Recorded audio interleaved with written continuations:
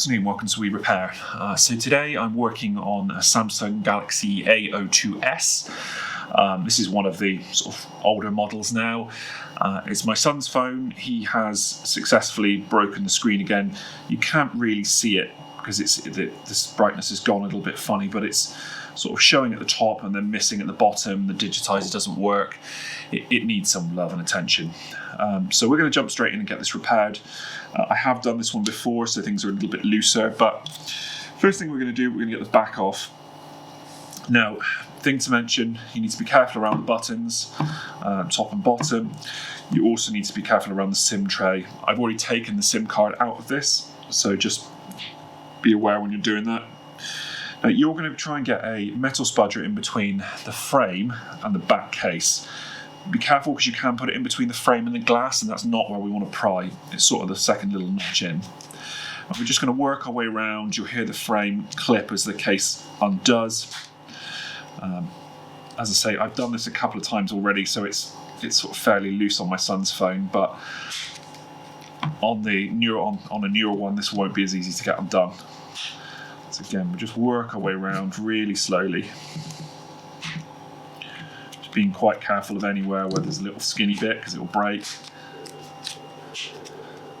And just like that. So now we've freed the whole of the top half and the bottom half comes out, just like that. Right, so the new part that we've got, I will just show you. This is just a cheap one, it's nothing special. This has come from Amazon, but does what we need it to do. So I bought one with the LCD already attached and it's in the frame just to save me some hassles. This was about £20. As I say, bought it on Amazon. Thing to be aware of, there's two slightly different models. So this one is the SM-A025G, but there's also an F and it's a slightly different part. So just be really aware of what you're ordering when you order it. So you'll see that I've got everything in here. The battery adhesive is already in, some of the ancillary parts are already in, the button flex is already in. So it saves me a lot of hassle doing it this way. So we're just going to transfer parts over, which is much quicker. Now, nearly everything is just a small posi screwdriver. The one I'm using here, I'm actually not sure what size this is, but it's just a small Phillips, so nothing special. Most people should have it kicking around at home. All the screws are the same size, which makes life really easy. So we're just going to work through and get these all done. You don't specifically need to track where the screws have come from, as I say, because they are all the same height, so we're not too worried. I have got them on a magnet off to my left side though, just so that I can make this a bit easier and I know where they go back. So let's just get that done. And actually, I quite like working on these. They're not a complicated phone to repair. So if we just remove this plastic shield now. So we have plastic shields off. And then we're going to do the same on the bottom. So again, as this has been done before, there are a few screws missing. I'd like to say it was me, but I know this phone was repaired before I got my hands on it, so it was not me in this case.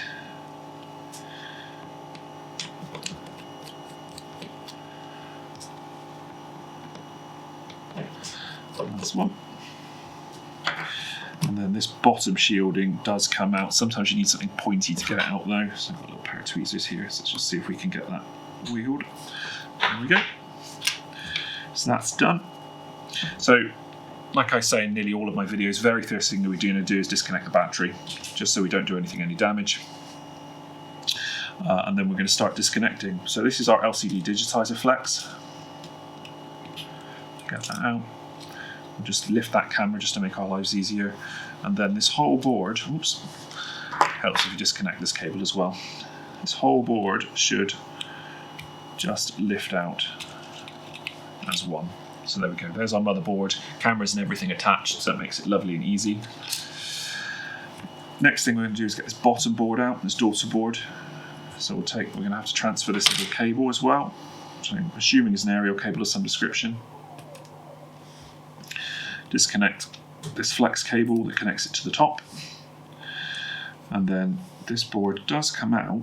Sometimes it's in there quite well, so we'll just get a plastic spudger and give him a lift. There we go.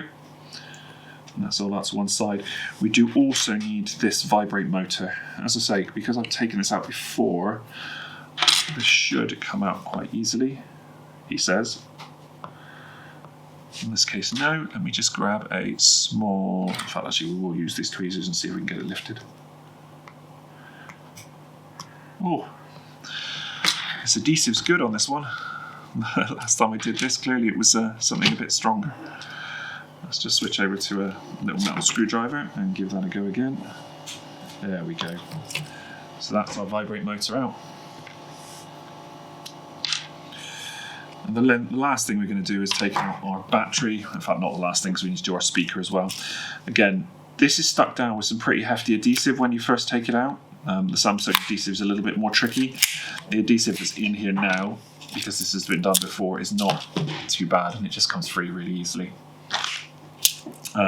When you do the Samsung one, there is a pull tab that you'll need to do to help release it, which isn't too bad.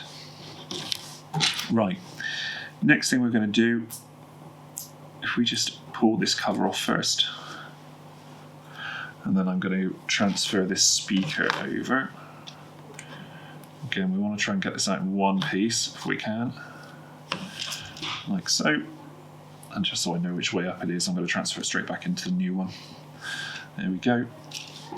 And then at this point, really, it's just a reassembly job. So we'll get this one in here first, if it will go in. Oh, the adhesive is coming up with that sticker. Let's just sit this back in here. Let's see if we can get that adhesive to stay on there. It is not wanting to stay. There we go. Let's just give it some gentle persuasion. There we are. So that's now in there. I'm going to re-put our motherboard back in. You'll notice that the volume controls are in already, and so is this, which I think is a mic. I'm going to get this seated. Try and do this as carefully as we can. Don't force anything. If you just give it a good wiggle, it will go into place. Like you saw that went in lovely then, no problem at all. Next thing I'm going to do, I'm going to pop this battery back in, just so I've got that out of my way.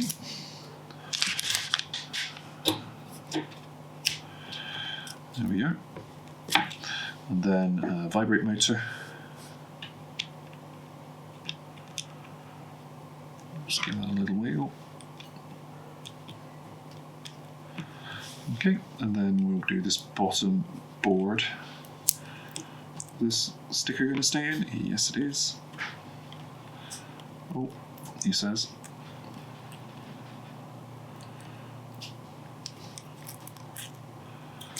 Okay, let's just stick that little grommet back down. Lush. Okay, we'll get him back in again. Again, I don't like to force anything. If it doesn't feel like it's going to go, I stop and I just move it around until I get it in the right position. Some of these do need a little bit of a wiggle though. So like this one here. There we go. And that's in. And then the only thing to pop in now is this little antenna, and then we can start plugging in all the connectors and cables before we do any more. I always find these really fiddly. They never want to quite go in the right place for me.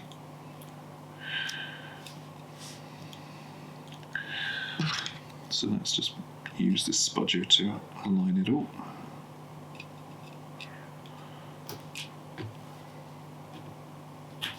This is the world's worst spudger.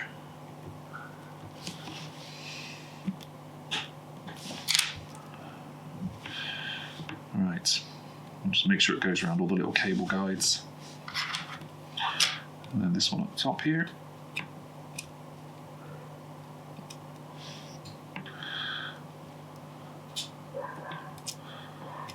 Come on, in you go.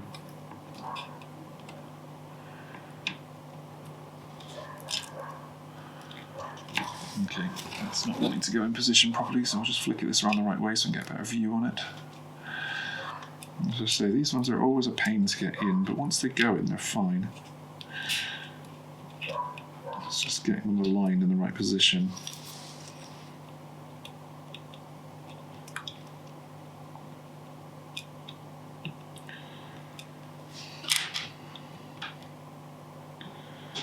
There we go. So that's now in the right place, and everything's connected in. Let's now start connecting cables. And there's one. Again, I want to make sure these are in properly. If they don't feel like they're going in, I will just pull them out, start again. That one definitely felt like it clicked in that time. And that one's in. Make sure the camera's in position, and then just the battery. So that is now all in place. So the next thing we're going to do, this bottom grille, and this has got our speaker attached to it as well. So I'll just pop that back in, and then we'll start buttoning up some of these screws. As I say, I haven't got all of these screws from a previous repair, so we'll just put in as many as we've got and try and get this secure. As I said earlier, they are all the same size, so I'm not overly concerned about this too much. What we'll do is we'll try and do the four corners, and then we'll do a couple in the middle just to hold it.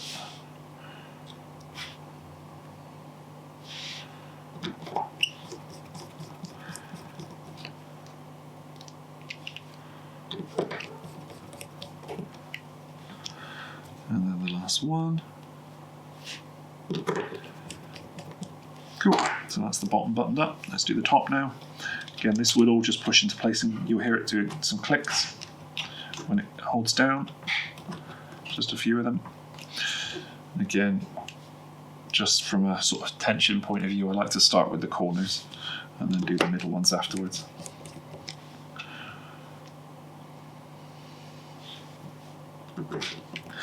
So this is a really super easy repair. I wouldn't say you need a great deal of tools to do. Just a small Phillips screwdriver, a plastic spudger of some description if you've got any stuck cables or anything that aren't pushing into place, and then a flat pry tool that you can use just to help you lift the battery out, because the Samsung battery tabs never make them particularly easy to get out. And that's about it in this one. Really, really easy repair, and sort of done in no time. I think we're up to 10 or 12 minutes now that I've been going with no stops. And it's super easy, as I say. It takes no time to do. And you don't, if you take this to a mainstream repairer, they'll charge you over 100 for the same thing. So really, really easy repair to do. Right, next thing we're going to do, we're going to get the back on. I'm just going to give this a bit of a fiddle because my son's one is a little bit damaged. Teenagers and their phones. So again, just be careful of the buttons. I'd like to just try and get in for that side first, so I'm not going to damage anything. And then just slowly working it in all the way around until everything is clicked. I like to go around a couple of times as well, just to make sure I've not got any bits that I've missed. I like to give the buttons a quick check as well. Make sure it's nicely solidly seated. So just like that, and then hopefully, if all has gone well, this screen should just turn on. And there we go, one Samsung repaired. And that, in a nutshell, that's it. Very straightforward repair. Doesn't take any time really to do. And I thoroughly recommend you give this one a go yourself, even if you're just a novice repairer having a go for the first time. Anyway, if you found it useful, please drop me a like, leave me a comment, say thanks in the messages. I do try and read and respond to everything, and hopefully I'll see you in the next one. Thanks for watching.